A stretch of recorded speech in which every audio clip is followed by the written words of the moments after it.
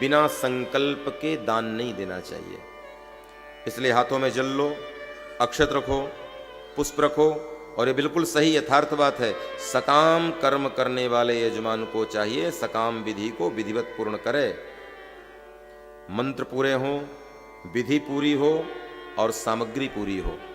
3 नारियल की जगह में 1 लगाने की चेष्टा न करना, वो सकाम कर्म है, वो 3 में ही पूरा होगा। हाँ, भक्ति अलग विषय है, श्रद्धा अलग विषय है। श्रद्धा भक्ति में तो भगवान को कुछ नहीं चाहिए, तुम्हारा मन चाहिए। लेकिन जब विधि तुम्हारी सकाम हो जाएगी, जब सकाम विधि से तुम भगवान को मना रहे हो, तो फिर विधि पूरी होनी चाहिए, मंत्र पूरे हों, यजमान नियम से पूरा कार्य पूर्ण करें, आचार्य विधि से विधान करवाएं, सामग्री पूरी हो, क्योंकि सकाम कर्म है।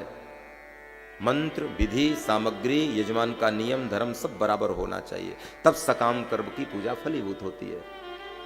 2 दूनी कितना होता है? ये सकाम गणना है।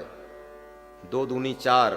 ऐसे ही सकाम गणना में यजमान और आचार्य के बीच में सकाम पद्धति से पूजा हो तो पूरी विधि विधान से होना चाहिए।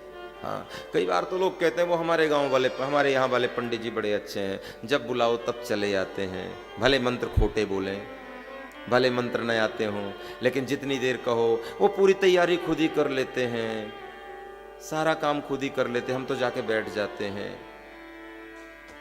ब्राह्मण अच्छा हो, सहज हो, संतोषी हो, बड़ी अच्छी बात है, लेकिन ब्राह्मण विद्वान भी हो, ब्राह्मण वेद आदि को जानने वाला हो, तब विधि ठीक से पूरी हो।